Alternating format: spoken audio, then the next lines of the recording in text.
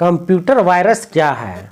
Hardware, software, bacteria या freeware? दोस्तों यह क्वेश्चन आपके लिए बहुत इंपॉर्टेंट होने वाले हैं, चूँकि आप जब अगर इस क्वेश्चन को बहुत ध्यान से देखिएगा तो आपको लगेंगे कि ज़रूर इसमें कोई बात है, क्योंकि ये क्वेश्चन प्रीवियस ईयर से लिया गया है। तो आइए देखते हैं हम लोग इसमें क्या क्या क्वेश्चन प्रीवियस ईयर में आए थे।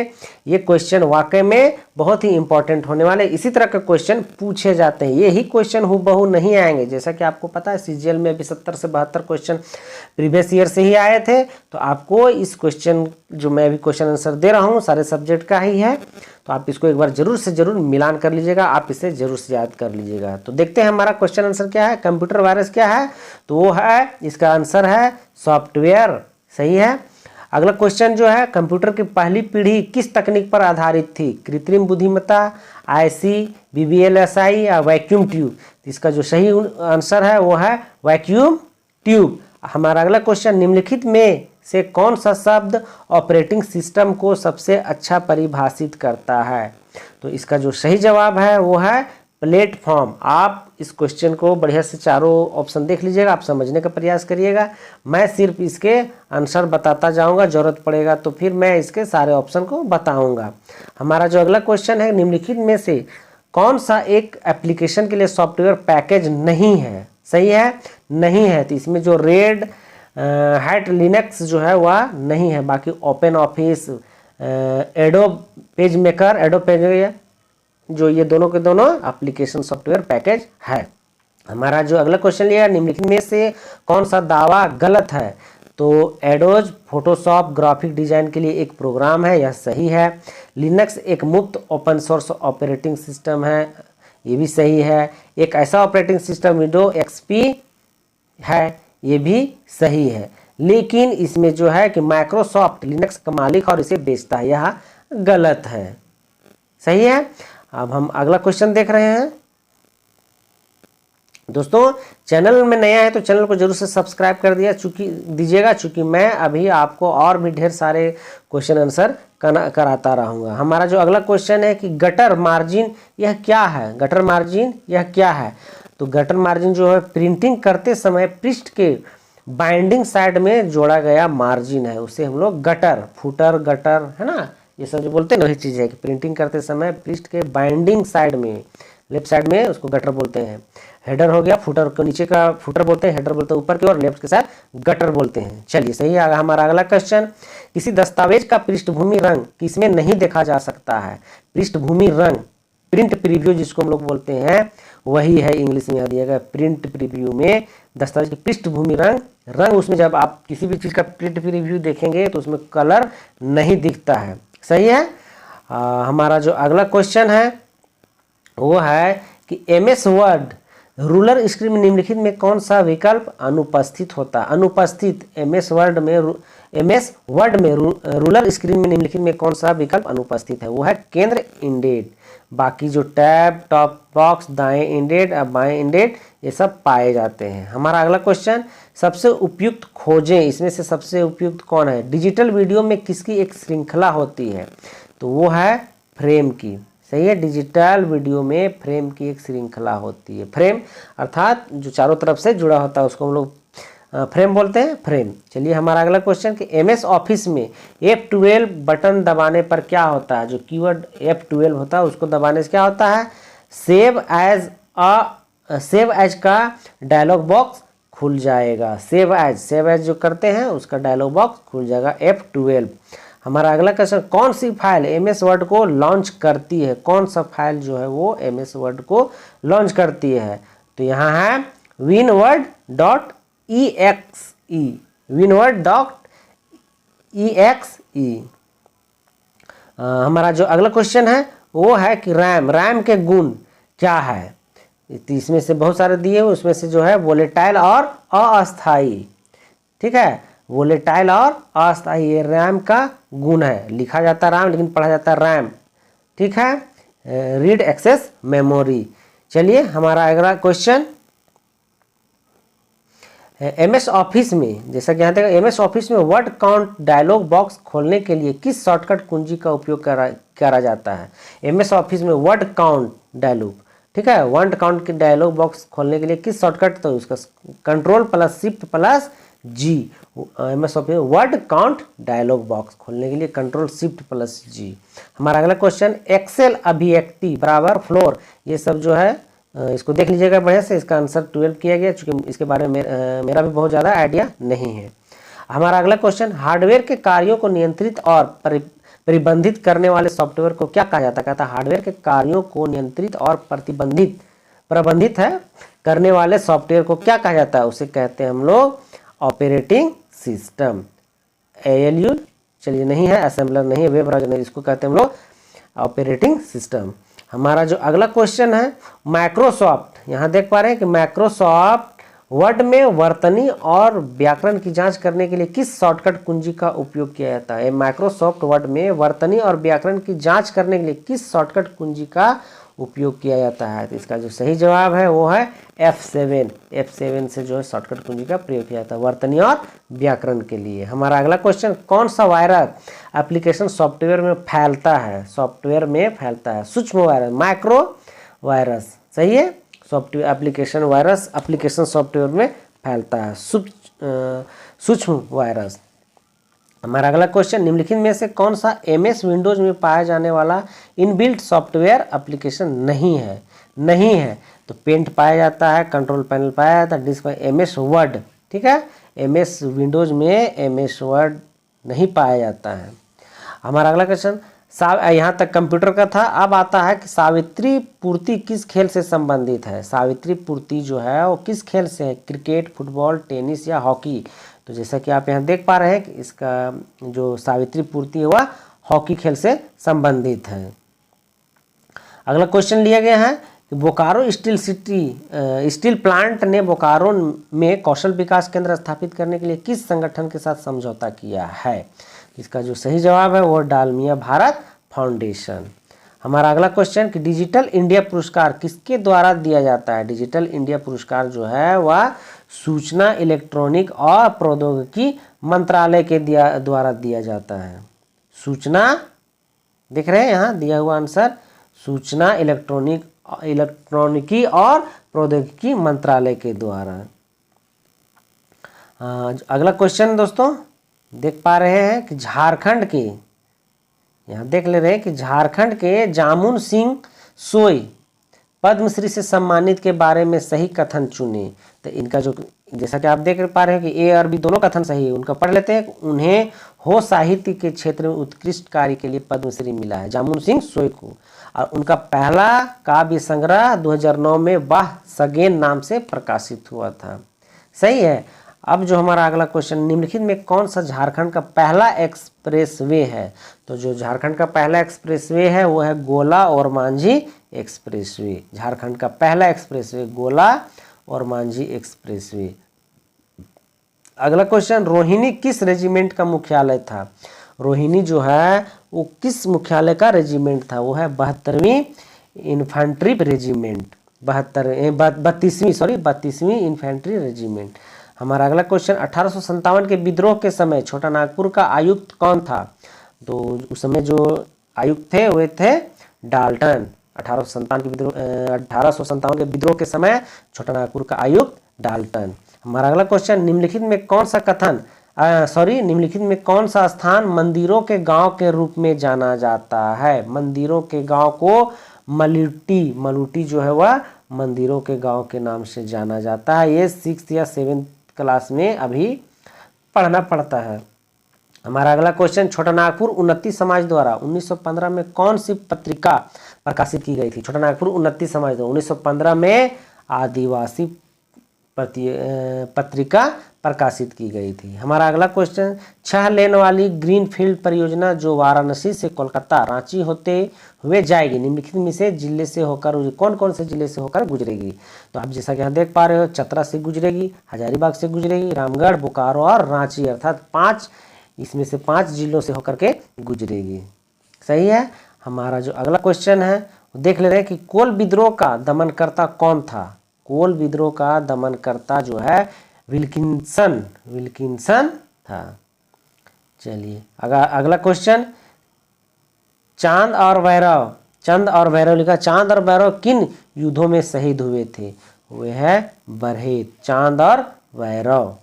सही दोस्तों, आप हमें कमेंट करके ये बताइएगा कि अगर यदि कोई क्वेश्चन आंसर मेरा गलत हो जा रहा है तो आप हमें ज़रूर बताइएगा, मैं उसको करेक्शन करने का प्रयास करूंगा। बाकी आप इसको एक बार बढ़िया से देख लीजिएगा, आपके लिए यह बहुत इंपॉर्टेंट क्वेश्चन हो रहा है, चूँकि ये एग्जामिनेशन से रिलेटेड ही आपको बताया जा रहा है। यही क्वेश्चन, इसी तरह के क्वेश्चन आते हैं, ये तो तय है। तो देख लीजिएगा, चैनल में नया है तो चैनल को सब्सक्राइब करके कमेंट करिएगा और दोस्तों को भी शेयर कर दीजिएगा, चाहे उन्हें भी बोलिएगा इस चैनल को सब्सक्राइब कर लेगा। हमारा जो अगला क्वेश्चन है कि ठाकुर विश्वनाथ साहदेव को रांची के जिला स्कूल के मुख्य द्वार पर फांसी कब दी गई थी? ठाकुर विश्वनाथ साहदेव, जिसे वर्तमान में शहीद स्थल के नाम से जाना जाता है, ये रांची की बात है। तो वह है कब दिया गया था? 16 अप्रैल 1858 ईस्वी को ठाकुर विश्वनाथ साहदेव जी को।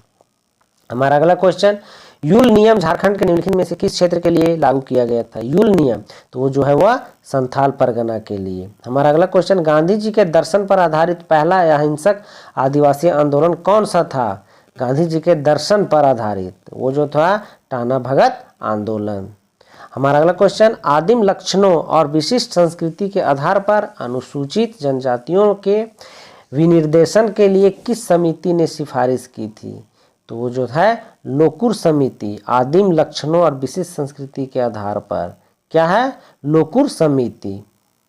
हमारा अगला क्वेश्चन, इनमें से कौन आदिवासी सलाहकार परिषद के अध्यक्ष हैं? आदिवासी सलाहकार परिषद के अध्यक्ष जो है वो मुख्यमंत्री होते हैं। चलिए हमारा अगला क्वेश्चन, 1942 में भारत छोड़ो आंदोलन के दौरान हजारीबाग की सरस्वती देवी को किस जेल में कैद किया गया था? हजारीबाग की, ठीक है, 1942 में भारत छोड़ो आंदोलन के दौरान हजारीबाग की सरस्वती देवी को किस जेल में कैद किया गया था? वो है भागलपुर।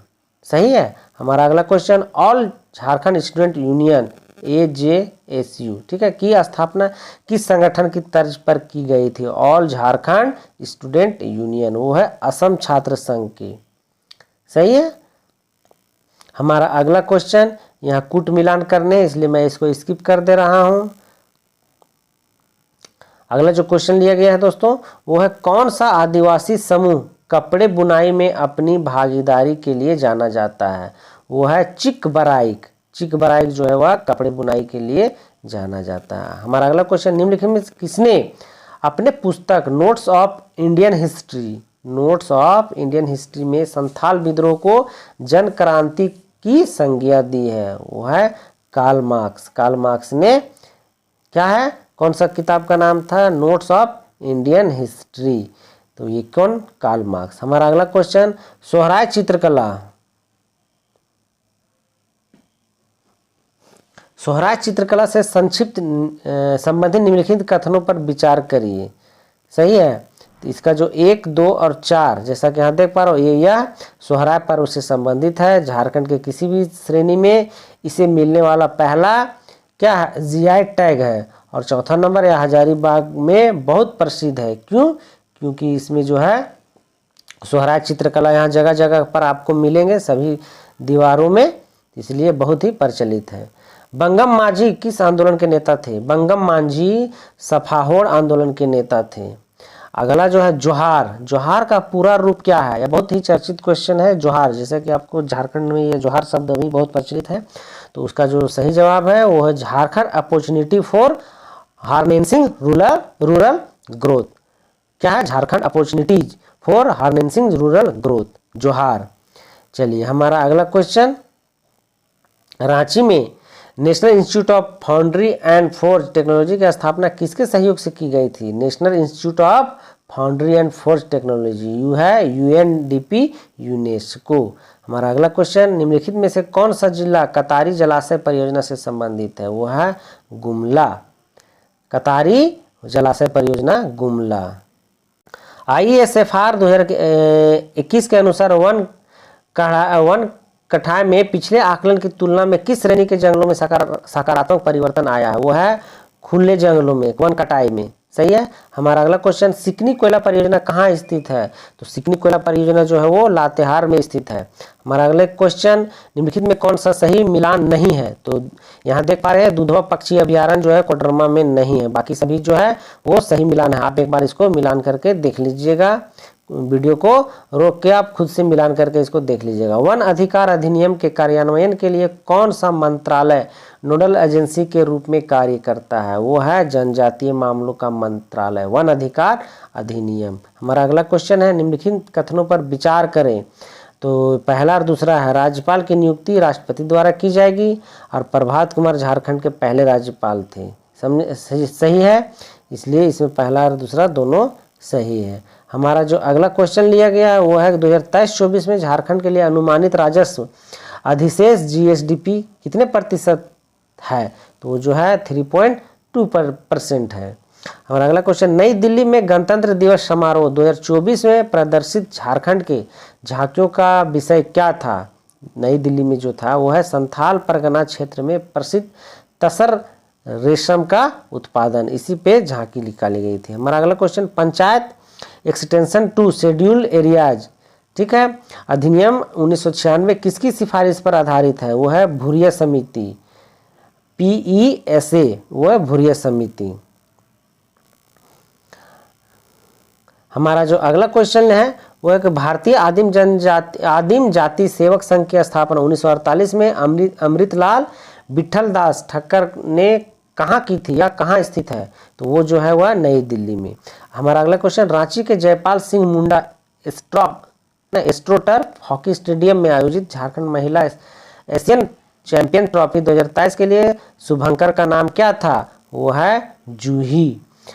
हमारा अगला क्वेश्चन, 80 से अधिक प्रजातियों वाली पूर्वी भारत की सबसे बड़ी तितली पार्क कहाँ स्थित है? ओरमांझी। 80 से अधिक प्रजातियों वाली वो है ओरमांझी। हमारा जो अगला क्वेश्चन है, झारखंड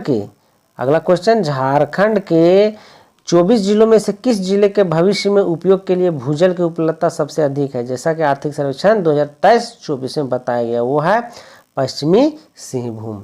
हमारा अगला क्वेश्चन, विवेकानंद झा द्वारा लिखित पुस्तक द पीपल्स लीडर किस झारखंडी नेता की आत्मकथा है? वो है सरजू राय की।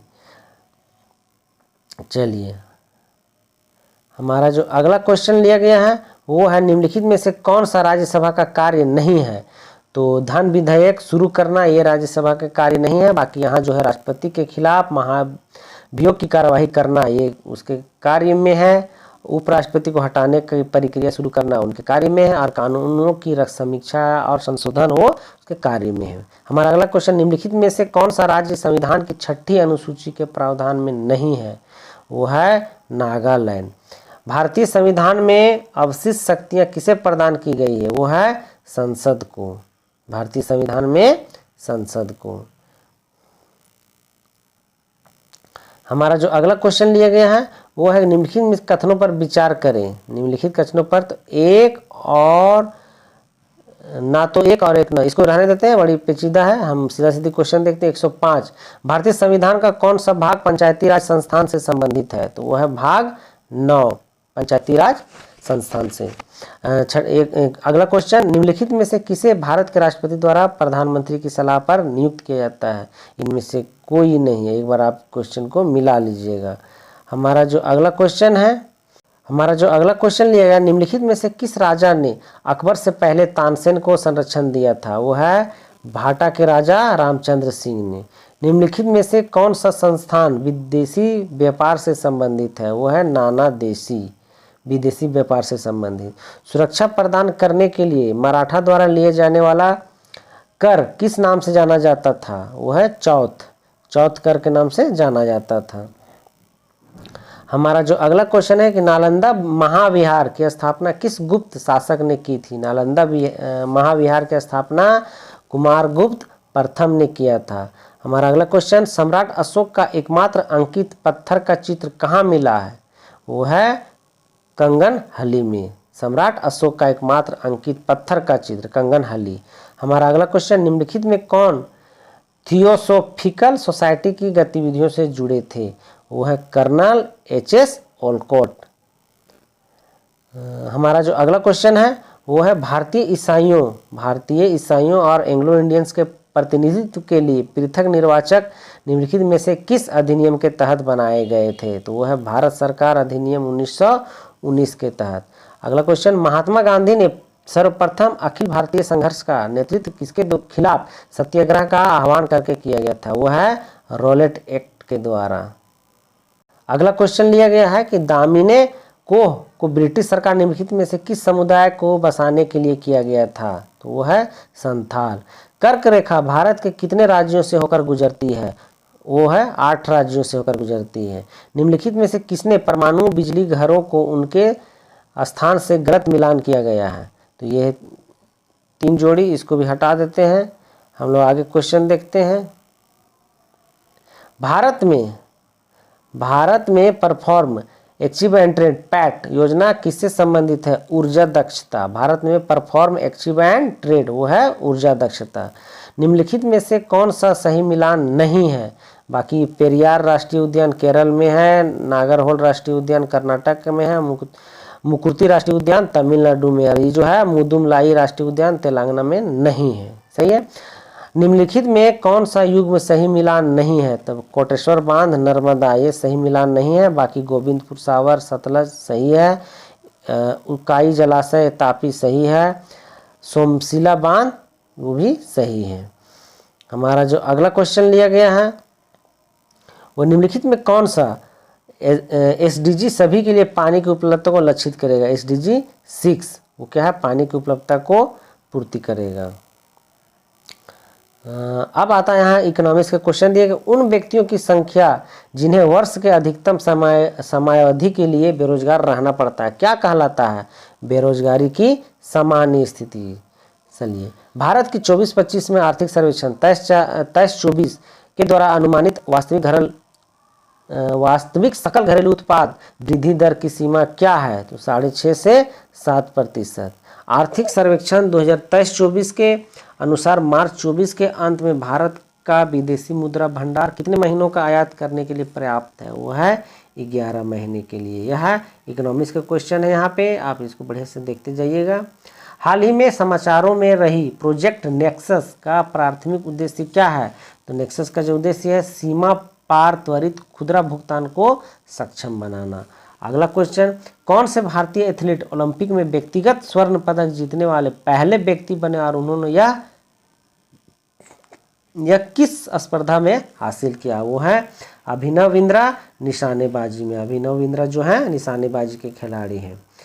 अगला क्वेश्चन, निम्नलिखित में से किसका माप एनीमोमीटर द्वारा किया जाता है? एनीमोमीटर द्वारा तो है हवा का बल, उसको एनीमोमीटर द्वारा मापा जाता है।